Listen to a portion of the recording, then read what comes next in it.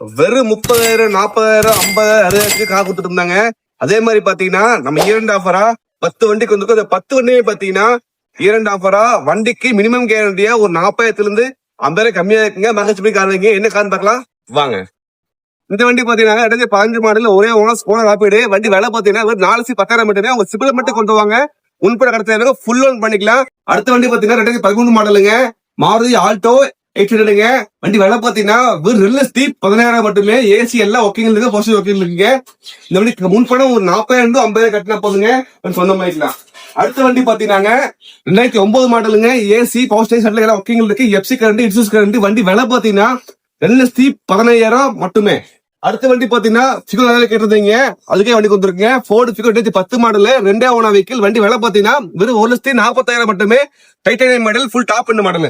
அடுத்த வண்டி பாத்தீங்கன்னா ஹுண்டாய் வெர்னாங்க, 2007 மாடல், எல்லாம் கரண்ட்ல இருக்குங்க. வண்டி விலை பாத்தீங்கன்னா வெறும் 1,48,000 மட்டுமே. அடுத்த வண்டி பாத்தீங்கன்னா ஆல்டோ 800ங்க.